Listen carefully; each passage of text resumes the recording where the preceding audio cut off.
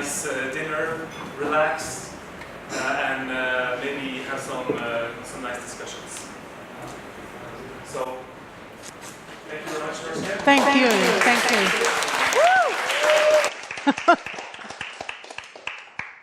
Thank you guys for inviting me and Maria. We've been talking about this for, 2 years? And I'm going to try and pronounce it, the Psychologie Verbunde. Did I say that correctly?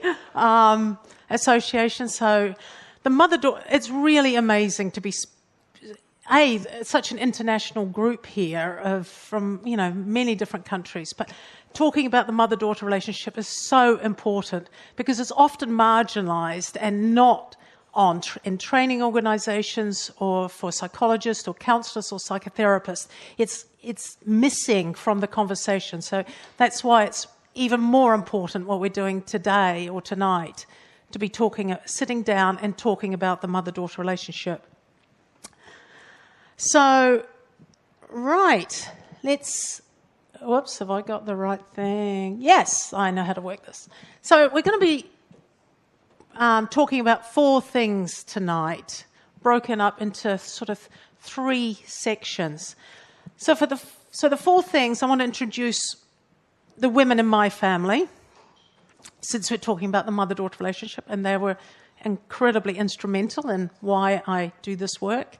Talk about the mother-daughter coaching model that I have developed over the 25 years that I've been listening to women from around the world. I have a very international private practice, so I work mostly through Skype, working with where women are. So I just need to be very adept at making sure that we've got time zones just correctly so that we're all on Skype at the same time. Because sometimes, I'm in New Hampshire, the daughter may be in Florida, which would be or California, which is 3 hours behind me, and the mother may be in France. So I've got to work out what the time zones are, and so we're all at the same time. The mother-daughter coaching model helps understand that actually the mother-daughter relationship isn't as complicated or as unfathomable as is often thought. The media, and sadly even the counselling or psychology, tends to have this thinking that the mother-daughter relationship is really complicated. As we'll talk about tonight, it really isn't that complicated to understand. Then we're going to be talking about the mother-daughter history mapping exercise that I have developed over the years that really looks at the female experience and what causes mother-daughter conflict. And I'll be talking about 2 of my clients. First, Sandeep, who I worked with in England when I was living there, and Miriam, who's from Sweden. So we will have lots of time to have questions at the end, but honestly, if you have any questions or if something I say doesn't make sense to you, just shout out, okay? So ask away, and just if you need more clarification, just say so.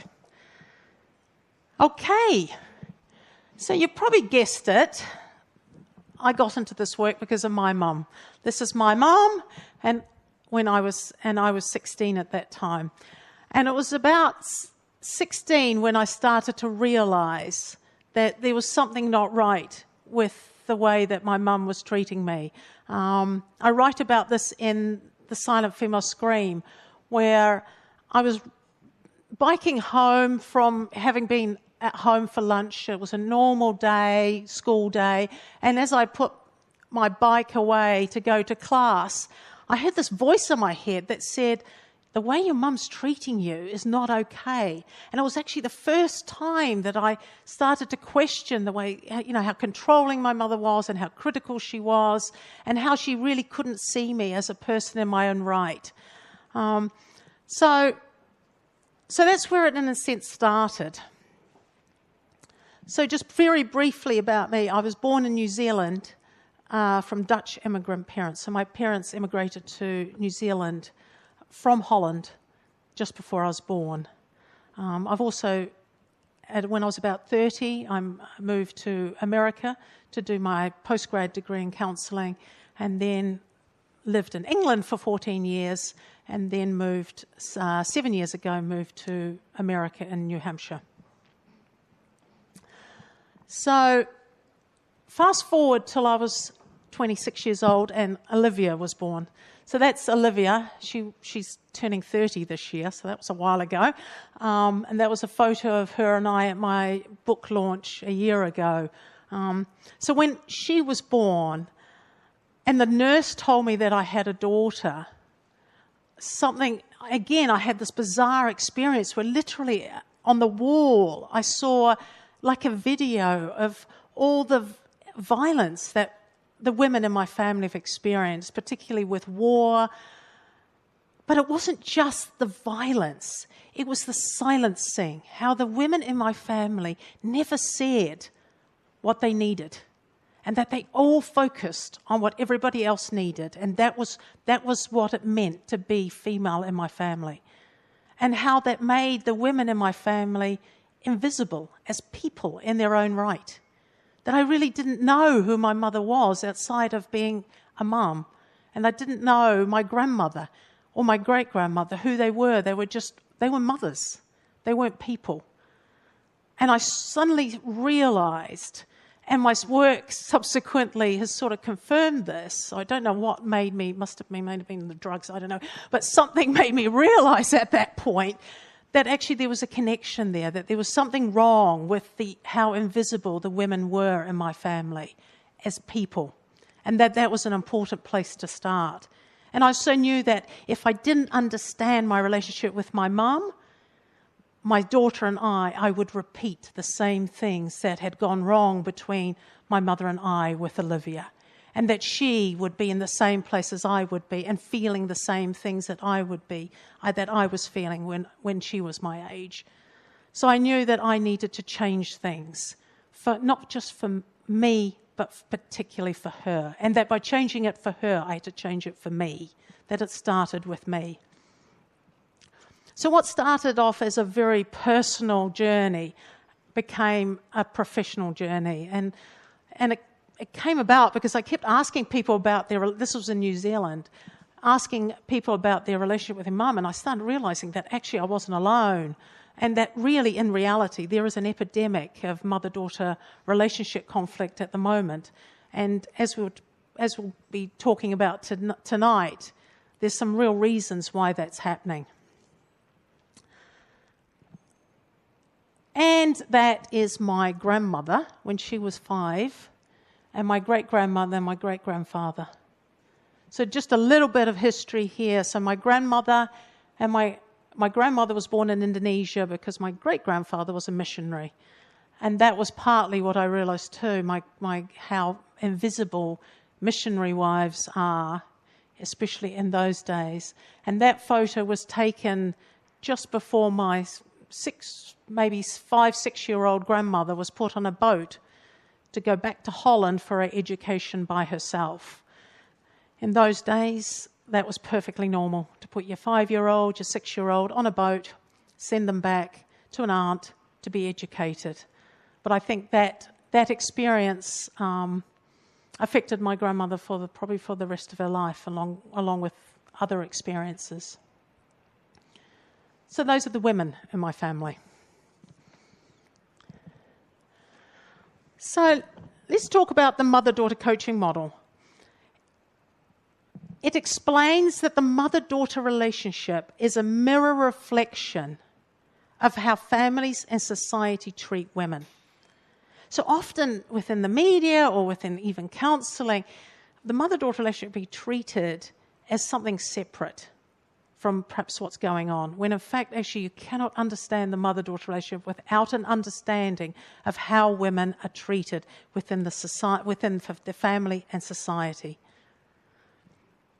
And explains how women's multi-generational experience with sexism, especially emotional silencing and emotional neglect, are the underlying causes for mother-daughter conflict. And that cuts across cultures. This is a global explanation, actually. So wherever women are silenced or there's not enough emotional support for them, that's the seeds that can cause mother-daughter conflict. If you think about it, in terms of our mothers and our grandmothers, how many of them were really listened to? How many in our families is the conversation about what women feel, what women think, what women need? That conversation totally present, totally talked about, totally validated. I have yet to meet a client where it wasn't. And of course, I do see a skewed population because there usually has got some trouble. But generally speaking, as we'll see in Miriam's case, which is a feminist family, there is still that conversation is still lacking.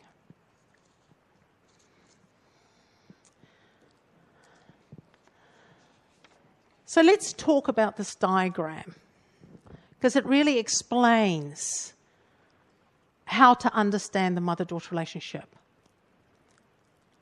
So to understand what's going on between you and your mum, and whenever I'm seeing clients, they're often the daughter. And if I see a mother and daughter together, the mother is both a daughter and a mother.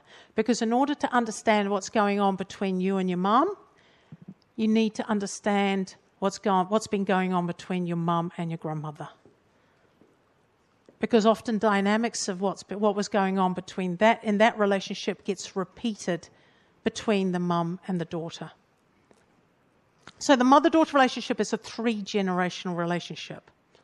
And you also need to understand the relationship within a socio-cultural environment. So what's going on socially and culturally in the environment in terms of how women are treated within the family and within society, and often how society norms are repeated within the family. So gender roles. What gender roles are women expected to comply with? How much silencing are women heard, or are they silenced? Are women emotionally supported to do what they need to do, or is there emotional neglect?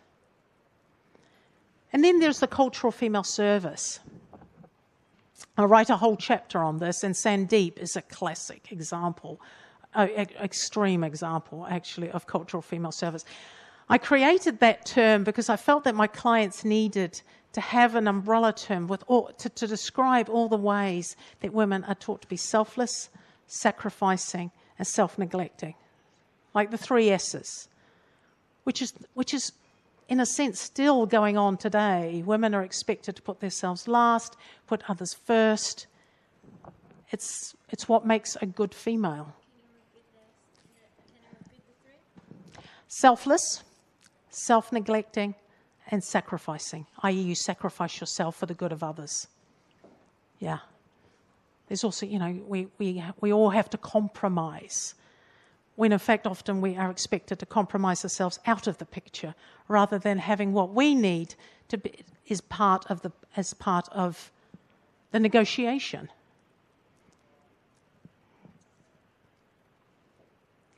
And I think too, when you're looking at an expectation of selflessness and sacrificing, there's a loss of power there for women. Because the conversation, what do we think, what do we need, what do we want, what's right for us, as part of the negotiation and within relationships, within family contexts, at work, in work situations as well, if that's missing, then in a sense women have lost some of their power to be heard, to be recognised, and to have their needs as part of the deal. So when women are not heard in the family, so in that setting, when women are not heard, mothers and daughters are set up to fight over who gets to be heard. And the reason for that is because it becomes an either-or dynamic. Either the mother or the daughter gets heard. Because within the family setting, there's not a conversation that legitimizes that all women get heard. Without that, it becomes a battleground, either the mum, and that's the power struggle. So mothers and daughters don't fight over who said the wrong thing at Christmas, who didn't go to the event, some family event that was supposed to happen, or, whatever they turn up as the trigger. They say, it usually is. It's some event that happened. I think, right, we've got to sort this out now. But it's been going on for quite a while. But it's never that. It's usually the underlying power struggle about who gets to be heard. And so in family settings, and these are generational family settings, where women are not emotionally supported, the same thing happens. Mothers and daughters are set up to fight over who gets to be emotionally supported in the relationship. And that usually happens, I think, it sort of starts definitely about 14, 15, which is why often it's characteristic for mothers and daughters. It can sort of be fine until 12, 13, 14, and this kicks in. Because at that point, the daughter's getting more towards adulthood, and that dynamic of who gets to be hurt. It's perfectly okay for a young girl to be emotionally supported, but when the daughter becomes older, that's when it kicks in. Because again, there's no conversation within the family that acknowledges or legitimizes, but all women deserve to be emotionally supported. And limiting gender roles and limited power, that also sets mothers and daughters up to fight over their lack of power. So the mother-daughter coaching model has 3 solutions, and one of them is that mothers need to be seen as people first. Not that they are people who are also mothers and have, and daughters, and they have all the roles that they play, but they're actually people with thoughts and lives of their own, rather than just being embodied or all defined by their role as a mum. And when we see mothers as people, mothers stop being invisible. And actually, I think seeing mothers as people will go a long way in terms of fighting for, and especially in America, parental leave, parental rights, seeing them as people rather than just as moms. I think those two, that will really help in advocating for what mothers need. And I also think that seeing mothers as people is a human right, because their humanness gets washed away, like it's invisible within this role expectation of motherhood. And it's a human right to be seen as a person first, who, yes, has a lot of responsibilities, but actually you're also a person in your own right. Changing gender roles. So that's another reason to look at the mother-daughter relationship within 3 generations. If you think about the freedoms and the opportunities we have today are really actually very young. I mean, my grandmother was born in 1907. And so, yes, she was educated. In my family, women, do get encouraged to be educated, and she became a pharmacist. But also, in Holland at the time, if a pharmacist gets married, she has to stop work. That was the law. I think that sort of in 1940s, I think somewhere around there that finished. But for my grandmother, firstly, she married another farmer. My grandfather was a pharmacist as well. She was paid less than him because she was a woman. And secondly, when she got married, she had to stop work. And in my family, they just completely internalized that was perfectly normal. When you get married, you have kids and you stop work. Perfectly normal. My mother, I was born in the 1960s, so she sort of mothered during the 1960s, and there was a lot of social pressure for women to leave jobs so that, for the returning servicemen. My mother completely internalized that. She was a secondary school teacher, and actually, from my understanding, actually really loved teaching. But for her, she really believed that if she taught while she was a mom, she would be taking a job away from a male teacher. And so I come along and go back to college with my young children, because I did a lot of my degrees when my kids were young, and worked, and that caused an enormous amount of conflict between my mum and I. Because I stepped out of a mould and did something different that my family held sacred about mothers. Mothers don't work. And secondly, and I see this a lot, I became the uncomfortable mirror for my mum.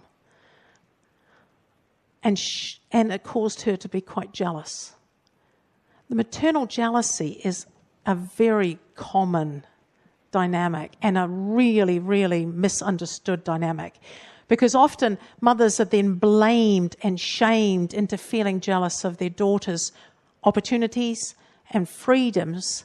But really, if we look at it, it's really all about understanding the opportunities and the potential or the unrealized potential of the mother.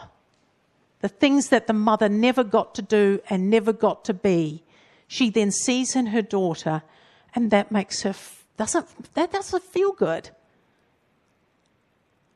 The daughter is showing up what she never got to be.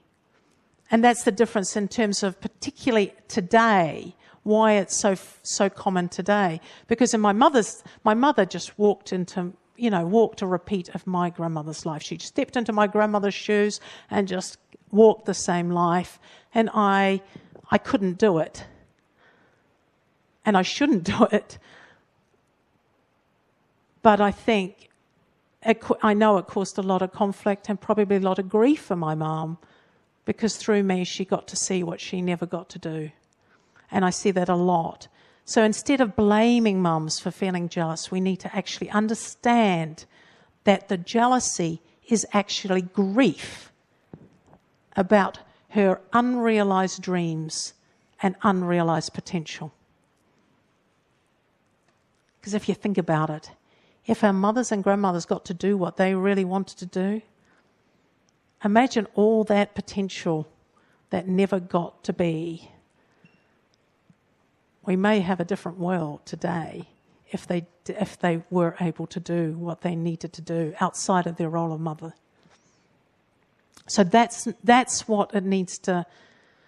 We need to see it from that perspective, because actually our mothers deserve to have that voiced, because it is awful to be carrying this grief and then feel shame about it, rather than actually it's perfectly human to feel it, and they deserve to have it heard.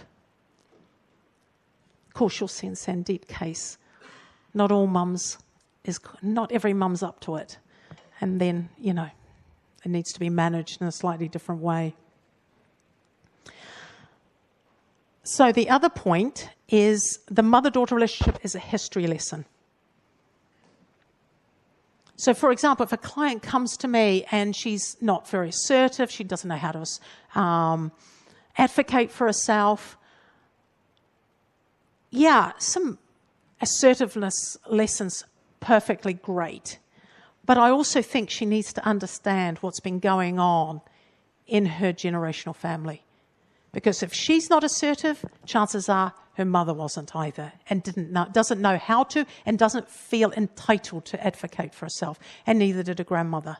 So this is an inherited behaviour or inherited beliefs, so that when you find out that, oh my gosh, actually what I'm struggling with is actually quite normal in my family, and then work out how to change it. So looking back so that you can look forward, I think actually takes you understand the roots of it.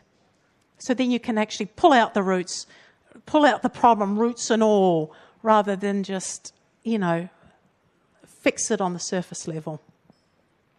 The same if a client comes to me, and I write about this in the Mother-Daughter Puzzle. By the way, I've got a couple of books to give away, so remind me before. I don't want to take them home again. So if a client comes who's had a horrible history of being with guys that are not listening to her, who, like there was one guy, one client who tended to go for these, American, sports guys who are all into, football and particularly guys that are very self-focused on themselves. And she just went to all their games and did everything that he wanted to do. And she was starting to niggle about this, because she was starting to think, what about what I want to do? And he wouldn't be interested.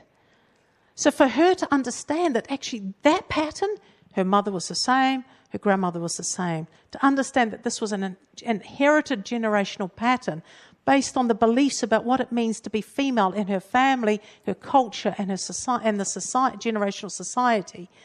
She thought, I'm quite normal in a sense, but then we can pull it out by the roots and create generational change, so that from her onwards, women create relationships where they have an equal voice, which is really what mother-daughter work's all about.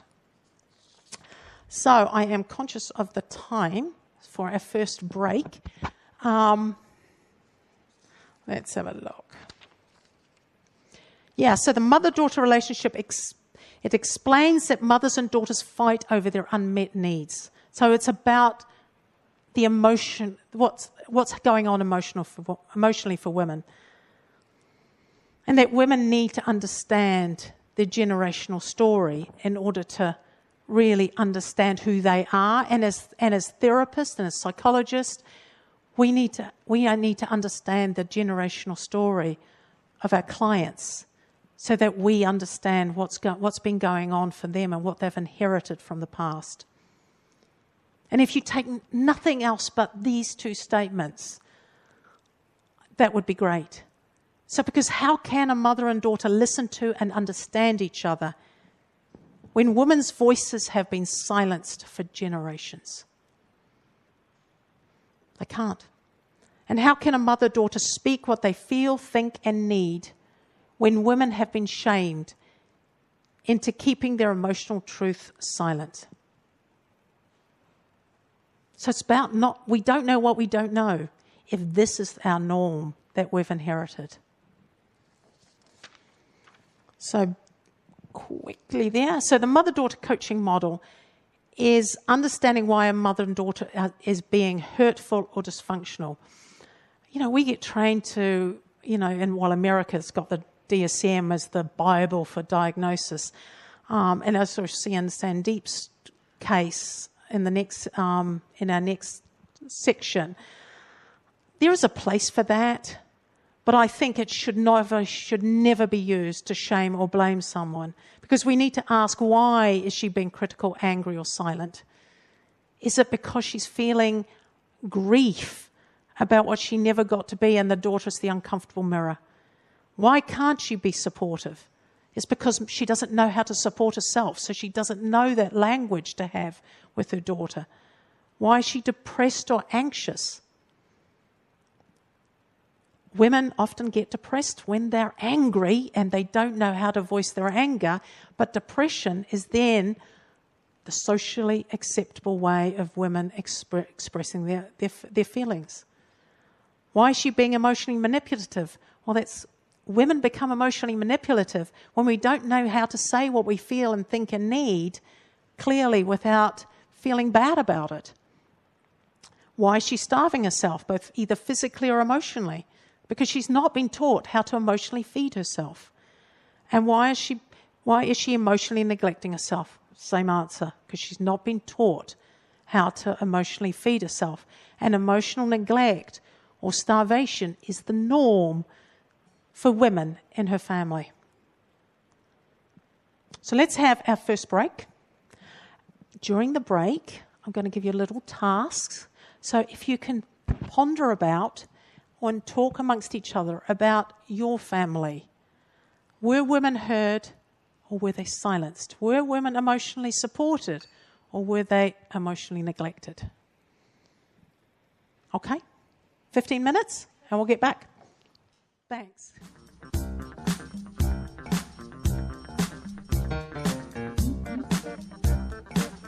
Okay, guys. So this is the mother-daughter history mapping that I developed quite a few years ago, actually. And it came about I pressed the button inadvertently. Let me go back. Oops, no. Yeah, there we go. So it started actually with a client who I call Isabella. It wasn't actually obviously her real name, but anyway, it's Isabella. And she came to me, her father rang me up saying, Isabella, there is crazy. She's not doing what she's told. Fix her. Actually, he said she was mentally ill. You need to fix her. What on earth made him think that I was a fix-it kind of gal who could somehow fix daughters so that she would be compliant to him? I have no idea. But anyway, he thought I was the person to do it. So after a session and a half of Isabella saying practically nothing, I thought, okay, well, I'm done with this. Let's draw your family tree. And, I'm sure, you've had classes on doing genograms. So I started doing her genogram, and all she could talk about was her violent uncle who had been hospitalised for beating up his wife. Her father who was a bully, and her grandfather. And I said, well, what about your mum? What about your grandmother? She said, oh, but they're boring. Nothing really happens to them, and there's nothing to talk about. And just something snapped inside of me. I thought, I cannot sit here and draw another family tree that's focused on men. And I had been increasingly frustrated with the genogram way I'd been taught to do, to draw, because it seemed the women's voice was still suppressed, because women were taught to, in a sense, either live through the men's lives and to support the men's lives, and their voices and their lives were not really coming through.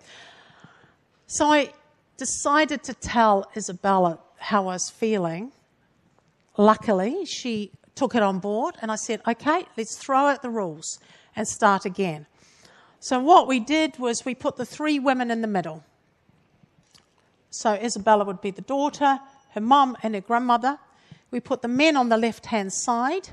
And though their stories of what happened in their lives is important, it isn't really entirely the focus of mother-daughter history mapping.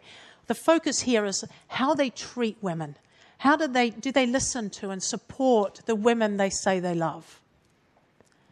And then the siblings on the other side. So how many eldest daughters are there here today?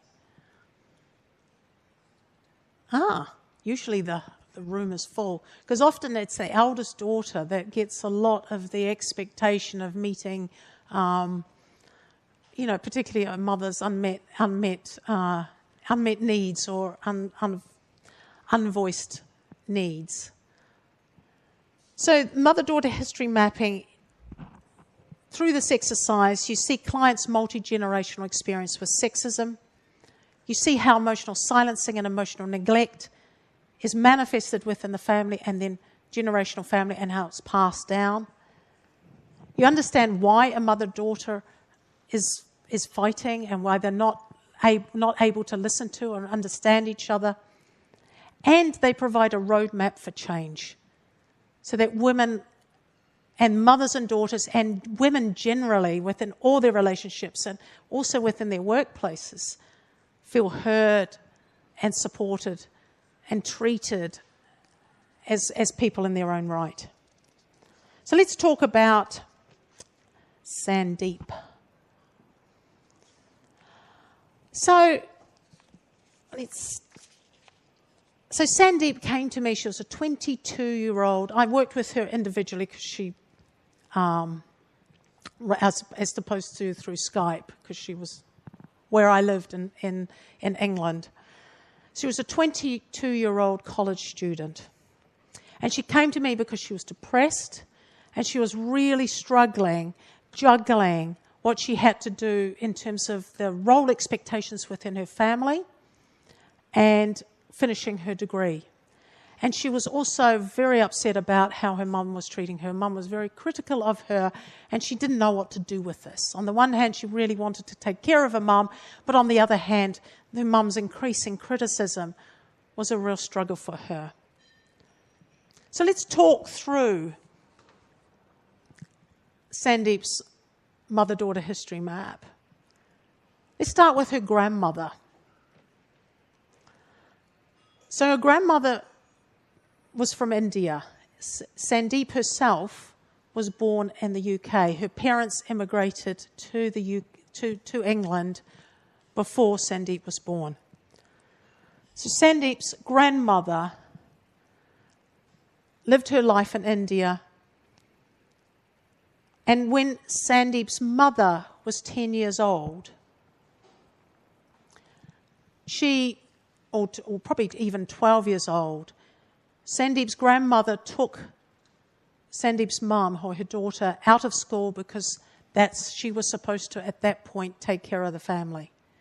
So in that culture, women, if you're talking about cultural female service, they were the defining of it.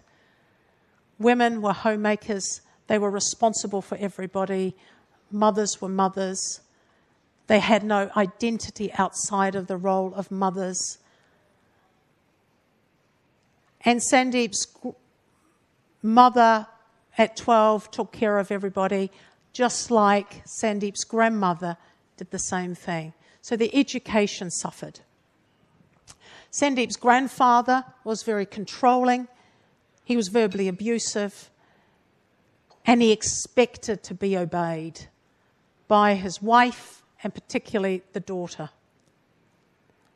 And that obeying then followed on because Sandeep's grandmother expected Sandeep's mom, her daughter, to be obedient. See, there's the dominoes effect of obedience. So Sandeep's grandmother and grandfather, that was an arranged marriage, and so was Sandeep's mother and father, also an arranged marriage. And within that family, men were controlling. So, of course, the family chose a husband for Sandeep's mom that was controlling. He was verbally abusive. He expected to be obeyed. And he was a permission giver. That's what she called him. He was a permission giver. And there was a story that Sandeep told that she heard from her aunt of how her mom wanted to go back to India to see the kind brother who was dying. And apparently her brother, so Sandeep's uncle, was the only person actually that was ever kind to Sandeep's mother. But her father wouldn't let his wife go back to India, even though he went back to India regularly. He was a businessman who would go back to India regularly for business and to visit this family. He was also fairly prominent within the community. He was a community leader. But he felt the argument was there was not enough money to send his wife back to India to see her brother before he died. And Sandeep, when she told this story, she realised that from that point on, her mum shut down and became increasingly ill. And that was one of the dynamics. There was not really a diagnosis in terms of what was really wrong with Sandeep's mum, but she did have a lot of illnesses. And they're also, interestingly, she would become more ill when Sandeep had a lot of college work due or an exam, and Sandeep's focus was away from her mum. And there's the manipulation, in a sense. Or Sandeep's mum being actually, I think, terrified of Sandeep graduating and leaving her because Sandeep was her only source of comfort in many ways. Because Sandeep had 3 brothers who she said were free, entitled and selfish. They were allowed within this family to do exactly what they wanted. They didn't have to help out, and they were free to live their lives, and Sandeep was not. So this family, or this problem that Sandeep had in terms of how does one navigate her life and juggle all her responsibilities and maintain a sense of who she is, or her growing sense of who she is. Because in a sense, at 22, coming from a family like that, there was very little voice. Her voice of Sandeep was still very, very, very silent. It's interesting because I found a clipping in The Guardian. I've just been to England to spend some time with my daughter, which was absolutely lovely. And I spoke at a conference as well, so it's a brilliant trip. But anyway, there's an interesting article about how 1 in 3 females in suicides across the world of women committing suicide are in India, according to an article in The Lancet.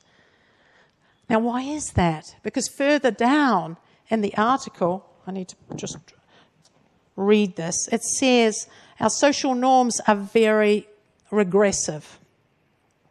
In a village, a girl is called her father's daughter, then she is her husband's wife, and when she has a son, she is her son's mother. So she's not a person.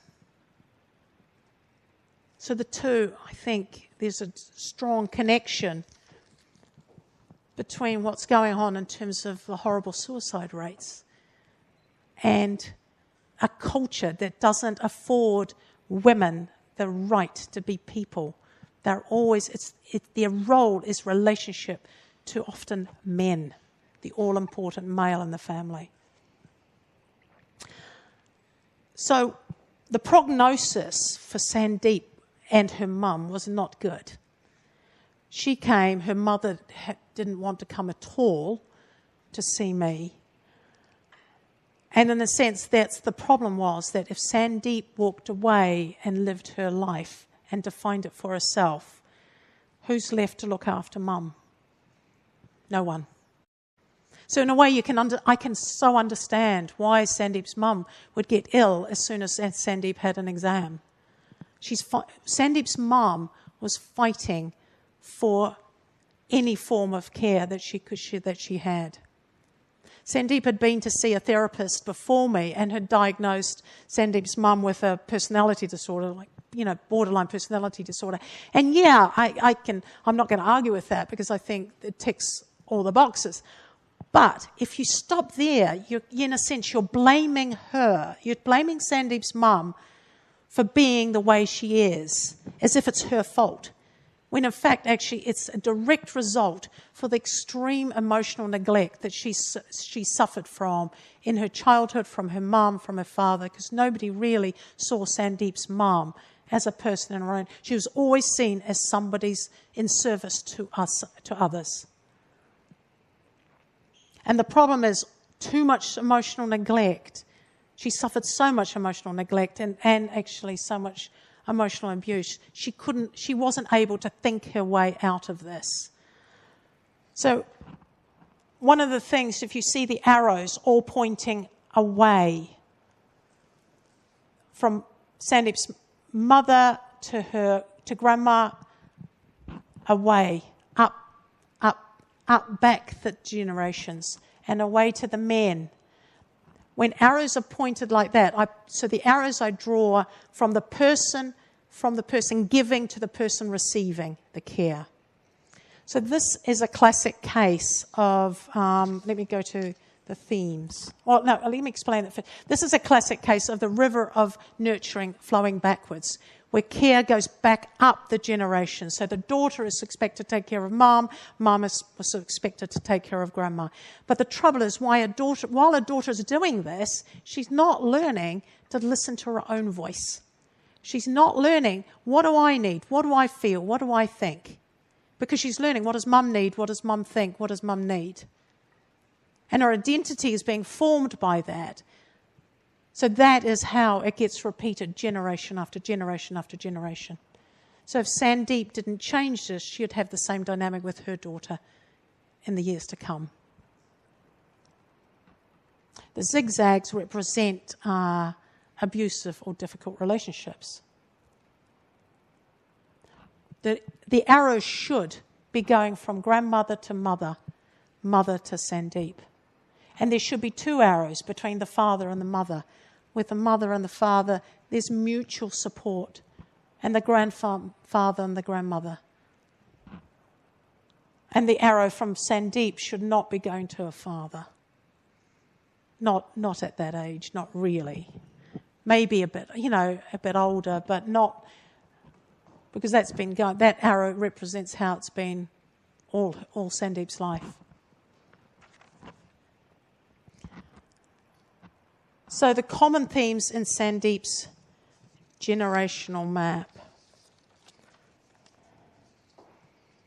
So the thing is, this is quite an extreme example, but these themes I see over and over and over again, and you'll see in Miriam's map in the next section are very similar. That's a feminist family. So it's really interesting how these themes crop up, in terms of a continuum, but they're still there. So women do not feel entitled to speak what they feel, need, think, and want. Women are invisible as people. Women are emotionally neglected and emotionally starved. Mother and grandmother are not encouraged to follow their dreams. The river of nurturing follows backwards from daughters being responsible for their mother's unvoiced needs and payback mothers. Yeah, let's talk about that. Let's go back to... do I know how to work this thing? There you go. So payback mothers. Sandeep's mother is a classic, and so is her grandmother. Payback mothers come about when, after a lifetime of taking care of other people and neglecting themselves, at about late 50s, 60s, like, I am done. It's like the tank is empty. They've given everything they've got to give, and they sit back, and then it's the daughter's or the daughter-in-law's job to then step into the mother's shoes and do all the caring that the mother was expected to do, and make up for all the care and the support that the mother never got to have, which is an impossible task. I wouldn't even recommend starting if this resonates with you, because after a lifetime of neglect, it's not the daughter's responsibility to make up for that, and you cannot make up for that. It's impossible, because while you're doing that, you're not taking care of yourself, and history will repeat itself.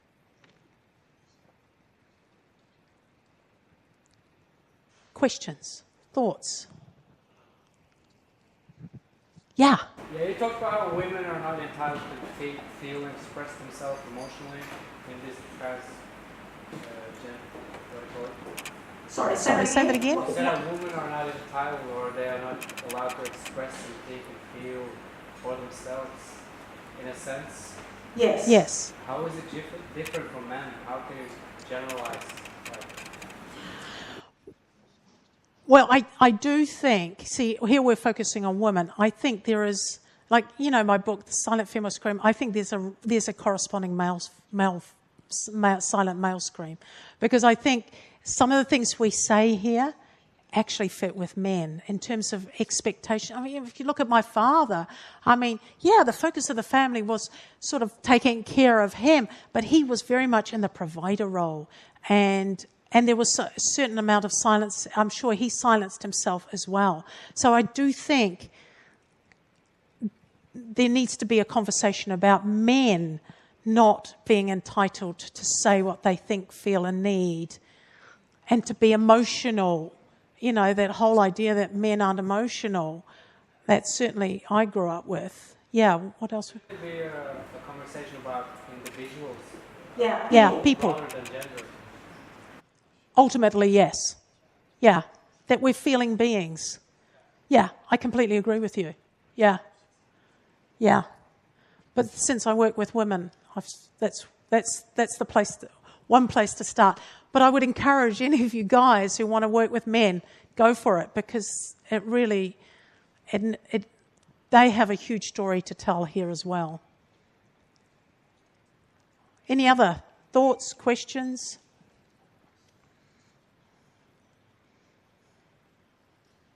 Yeah. I had a strong mother figure. Yeah. I actually recognize some of these themes, but mother-son as well. Just wanted to give a note there. But I think it's extremely important to be aware of these things. Yeah. I agree. Though what you say is, I mean, this probably doesn't relate to what you were saying, but it just reminded me of something. Often clients and fellow therapists can misread, in conversations I have with colleagues, you know, they say, oh, the mother was very, you know, she appears to be very much in control. And there can be a misunderstanding of controlling mothers. So my mother was incredibly controlling. You know, it was, you know, she had to do it her way and exactly her way and agree with everything she said. But the thing is, controlling behaviour doesn't mean to say you're always saying what you need, because it's often a symptom of not saying what you need. It's just, it's a manifestation of the silencing. And for some women, they go silent, like my grandmother was entirely silent, and my mother went the other way and became incredibly controlling. But she controlled everybody else. But I never once heard her say, I think and I feel and I need. She just tried to get her needs met by controlling everybody else's lives. So what might on the surface appear like, yeah, she's in charge, when actually you really got to think, how much is she really in charge of herself? Or she's just trying to control everybody else as a symptom of, in a sense, her, what I call emotional starvation. She's starving, hungry to feel in control. She just doesn't quite know how to do it. There's also women that sometimes talk endlessly, sometimes either about themselves or about other people. And that is also sometimes a symptom of emotional starvation, because they just need to be heard, because they're not heard enough in their relationships and their lives. But often women get criticised for, oh, she's too needy, she's too selfish, there's a whole language out there of criticising women for, when in fact, actually, if we look at it, it's actually, they're trying to compensate for not being heard enough, for not feeling entitled to speak up, to not feeling in control enough of their lives and have a voice in their relationships. Yeah. What tips would you give to the men in the audience to be able to listen more? That's it. Listen. Okay. I think just ask women what they feel and think. Just listen. Yeah. And treat their answers as if they're real and not have to change them, you know. It's that simple, actually. Yeah. It's sad that we're still talking about this. You know, you've got years of feminism and we're still talking about this. Any other thoughts? Yeah. So regarding this question, what if us as women don't want to talk about what's bothering us? See, I would say, why? Because what say we don't want to talk about what's bothering us? So, well, see, exactly. Then why is that? Do we not know? We feel it, but we don't know what we're feeling. You see, and that's a symptom of the fact that this conversation hasn't been, it's like a muscle. That hasn't been used enough and hasn't been practiced enough. Yeah, so we don't know. Well, that's what we say. I feel frustrated, I feel angry, but I don't know why. That's a good place to start. To acknowledge the feelings, but you don't yet know why. And then you work on, eventually you will know why. I ask my clients often for breakfast in the morning to ask themselves what do they need to do for themselves that day. To write it down, and then the next day check in with themselves whether they did it. Now, they might start with, I need a massage, I need to write, I need to go for a run, or da-da-da. That's all great. But when they start saying, oh, so-and-so I didn't feel so-and-so listened to me, I need to get back to that. Now, that's when you're getting somewhere.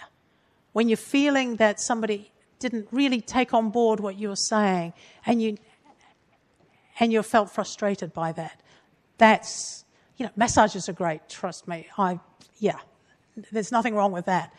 But it's the deeper level of not being entirely heard at some point in a relationship or an event or something that happened the day before. That's when you're getting somewhere. Should we have another 15 minutes or any other thoughts?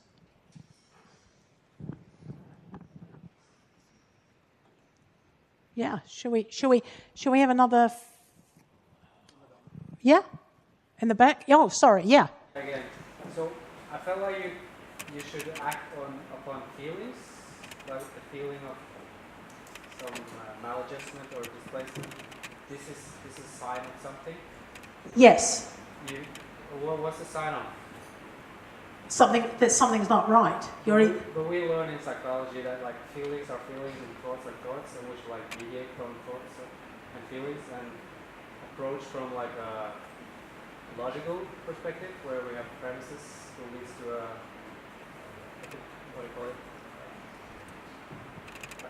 conclusion, which is true. So how can we act on these uncertain feelings, which are just feelings? Yeah. What does this feeling you speak of tell? What does the feeling speak of? You see, in a sense, in terms of working with clients, often clients don't know that it isn't just a feeling of frustration or anger that they can't pinpoint. And I know in my journey, because, clearly Sandeep's story, though very much Indian immigrant England context, that's absolutely, I have a very similar story to tell. So it's been my journey in understanding when I'm just feeling really angry, but I don't know why. And then finding out what made me feel angry, and then feeling entitled to feeling that anger, because often with women, especially with anger, we're taught not to, it's bad. Women don't get angry. There's a whole language against criticizing angry women. It's not general as well. Nobody wants to feel anger, so that's just some Yeah. with defense mechanism inside. Yeah. Hide that. Yeah, or depression, or eat. Yeah. Because no person really wants to feel it. Feeling triggers anxiety. Yeah. Yeah, it's uncomfortable, it's anxiety, we don't always know what to do with it, and in family situations too. I mean, it can threaten relationships. If you're feeling frustrated in a relationship, or it can threaten the family system as a whole, which Sandeep absolutely did. Yeah. Just thinking about the superego, how you're angry towards your mother because she's neglecting you, but you can't hate her, and then she will leave you twice. So you Yeah. have her, or you identify with how she is. You're taking her over. Yes.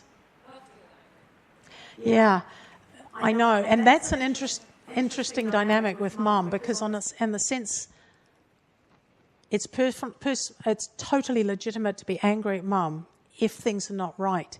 Yet also there needs to be an understanding of mum why she is the way she is. So it may sound inconsistent, but I think the two fit together. There needs to be both legitimacy of your frustrations. They're real, they're important, because they are asking for change. And then also an understanding of mum's reality, why she is the way she is. In a sense, that's what Sandeep had to do, because things weren't, they were never going to join up as, mutually supportive mothers and daughters. So I think they sound inconsistent, but the two do need to stand next door to each other. Yeah. Yeah. So I have a question. I know it might not be your area of expertise, but you basically talk about this build-up of anxiety and anger in women for not being heard. Mm-hmm. And then you said that they release, or it's a manifestation of them when they act controlling or dominant over their daughters or other family members. And it made me think about what men, they get heard or they exert their dominance over the other, but yet they are often criticized and stereotyped for not being able to open up and share their emotions. Yes. So, but then that led me to believe maybe there is no perfect solution, because if men are heard by women or whoever are under them, and they get to, be aggressive and exert their dominance, through sport or other conflicts or whatever else, but they still have that built-up frustration. So maybe there isn't, maybe they're not at that level yet in their lives where they know exactly what they want. Therefore, that frustration is innate. There's in all of us, and yes, not being heard can be a very terrible thing to live with, and it can build up frustration. Of course, it can, but men still have similar frustrations, of course. Oh, they do. They are getting heard and they are getting listened to, but they still are unable to open up about their feelings because they think it's a weakness, and maybe that's Exactly. do with society and the pressures that are put on them for not, because if they open up, they're not a leader, or they're not manly, they're not masculine. Yes. But they just almost choose not to open up. They have the option to in their home surroundings. And so that's just something interesting that just sprung to mind. Yeah, I mean, I think that fits with what the chap at the back said. I mean, I think, yeah, in a sense, feelings need to be seen as a human characteristic rather than engendered into male and female and silenced in both. I completely agree with you, yeah. Should we have a break? Okay. Should we do 10 minutes? Is that okay? 10 minutes and then we're back. We'll talk about Miriam. Okay. And I feel this way until the day I die. Because deep, all right now. Listen to me now. Do you hear me? Hey, hey, hey! So Miriam is an entirely different family, and actually a very feminist family. So I worked with Miriam. So Miriam is the mum. She called me because her daughter Abigail had for the last 6 months been depressed, really withdrawn when she was actually a very happy girl, teenager. She was a high school student. She was very happy, very content. This was a family, she would go fishing with her dad. She would go to weekly yoga class with mum and have coffee afterwards. Things were, there wasn't really anything. It was just a very functioning, nothing wrong with this family, but Abigail was starting to be withdrawn and depressed. Miriam called me, and Pontus, Miriam's husband, Abigail's father, was also really concerned. So we actually had Skype with the three of them crowded in front of the computer and me in New Hampshire, which it works really well. So so at first I thought, what's going on here? I mean, everybody was listening to each other. There wasn't really anything that could point to why Abigail was seemingly depressed. So I thought, let's do Miriam's. Even though I've got the 4 women there, I thought, let's do Miriam's mother-daughter history and find out what's going on here. So let's start with Miriam's grandmother. So she was quite, she was a strong woman. She had her own shop. She sold her own jams.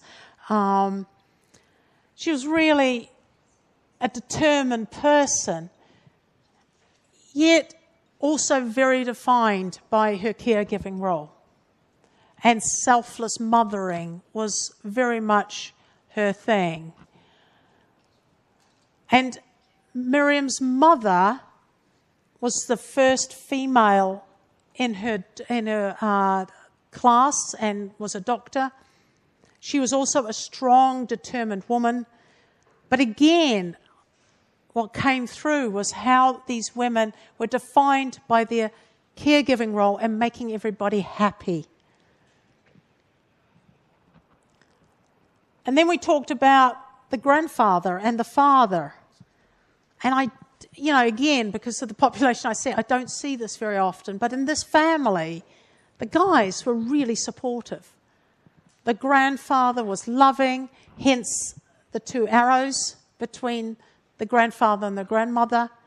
The father, really loving, really supportive of his wife's career, really proud of her, really supportive of women. And then Miriam herself, she was a knee surgeon, really successful,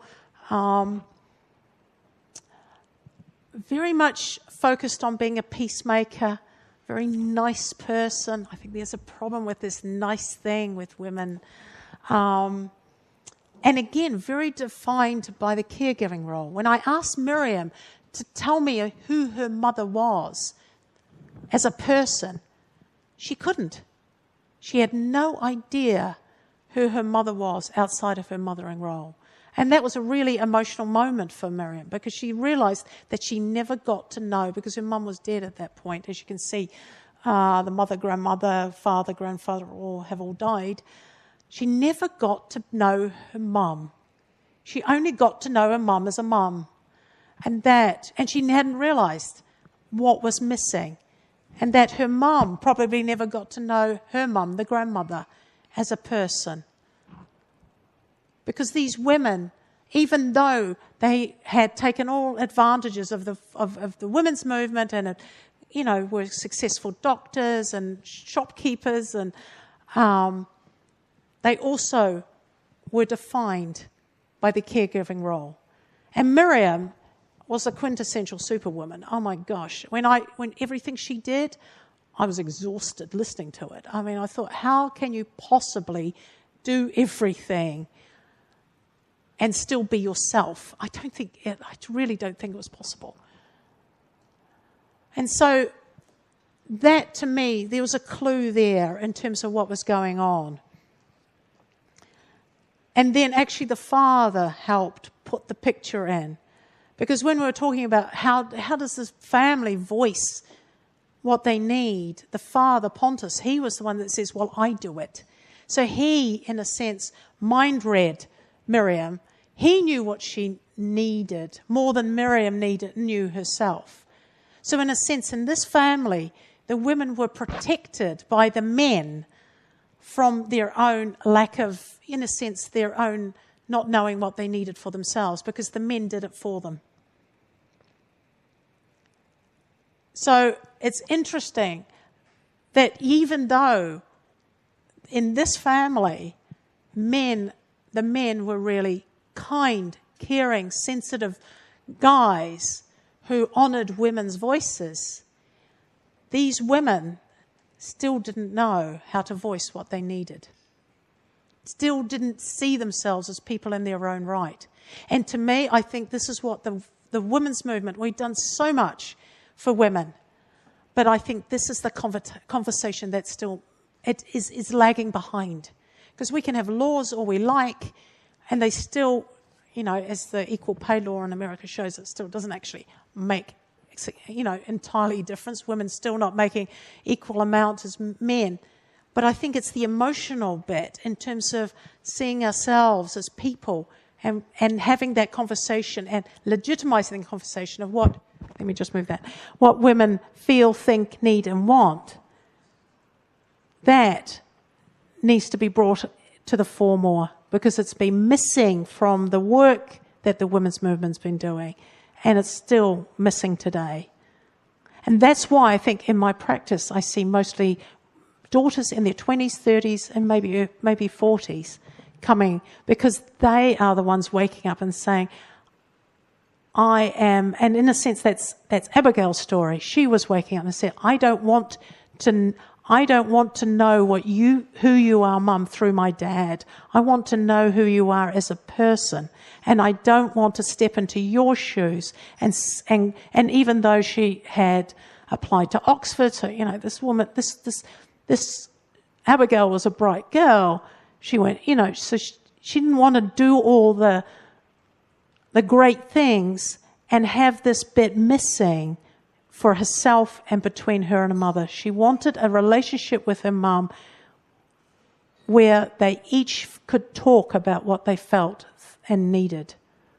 And she also wanted to, if you look at the arrows, so in the arrows like that are fine as long as the daughter is young.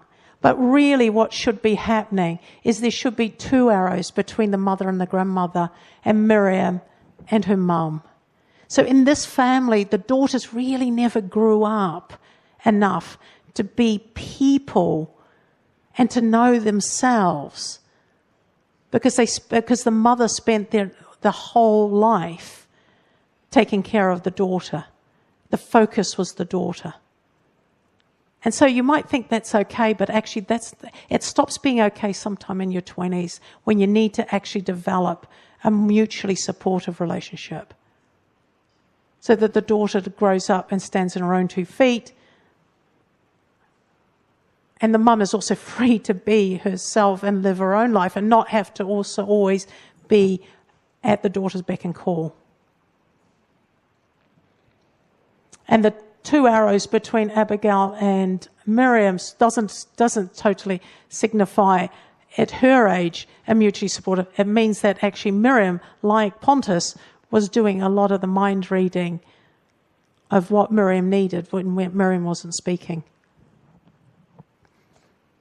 So, we've got 10 minutes left. Any thoughts? Actually, before we go there, I'll just go through that. As you'll see with that, though, they're actually very similar to Sandeep's, even though these are completely different families. And on the one clearly women are horribly neglected, and here women in Miriam's, women are not neglected at all, but they've learnt to neglect themselves.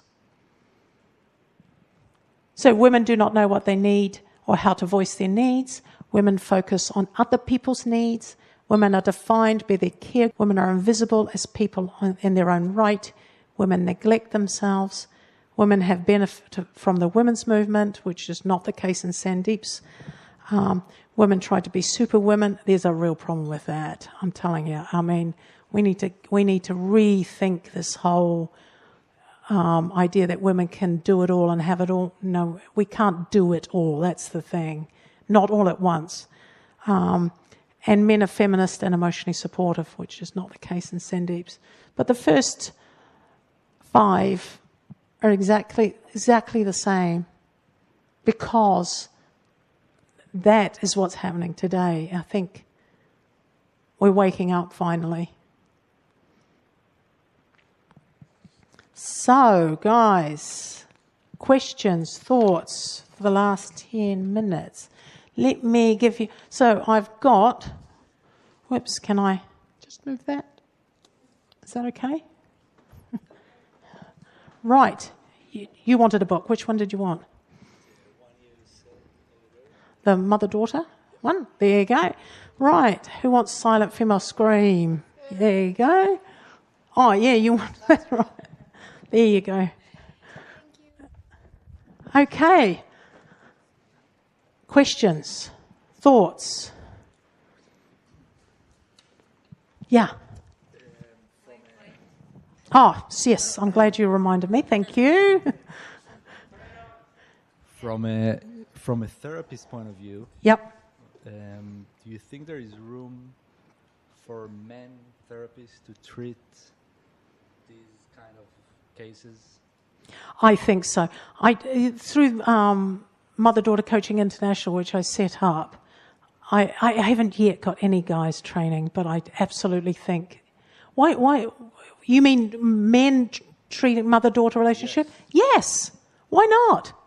No, Yeah. I think it can be... Of course. Thing, but I'm asking from your point of view, after seeing many patients like that, if you think some of them would accept a man treating them for...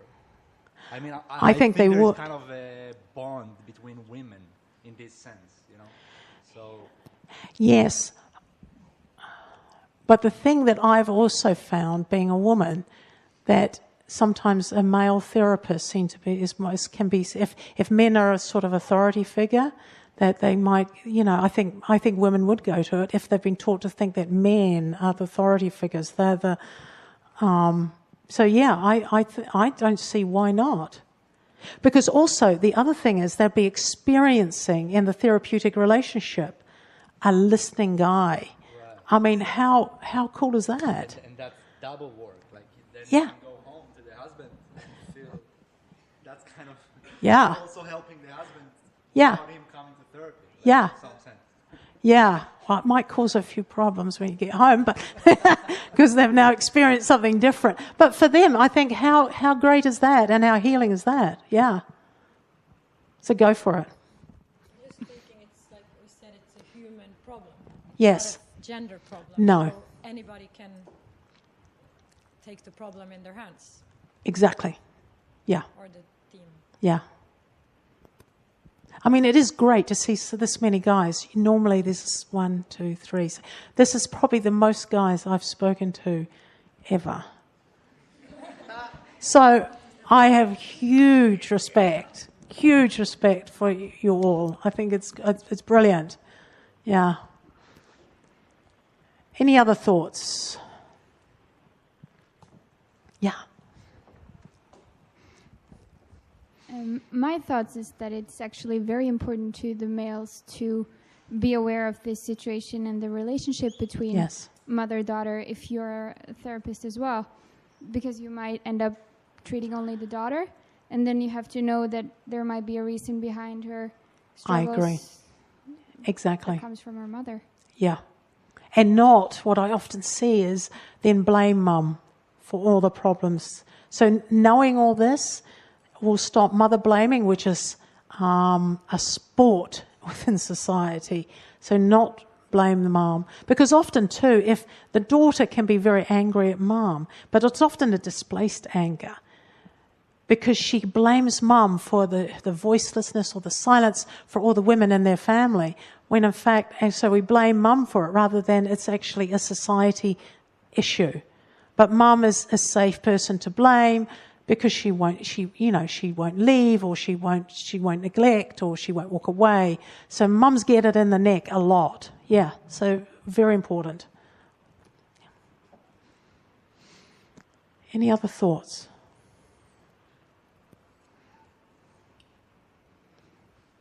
Maria at the back. Do you want me to?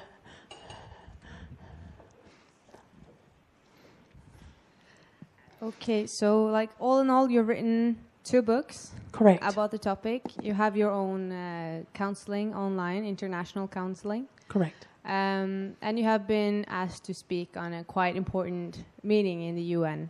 Mm-hmm. So, like, what is the importance? Like, why do you do what you do? Because this is about knowing women and about creating generational change.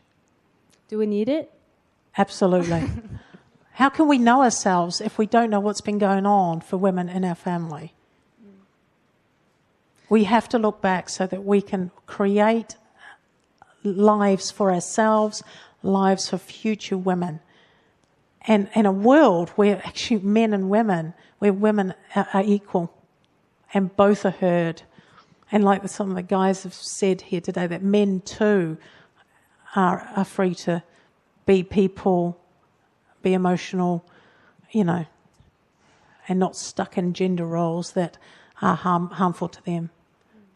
Yeah.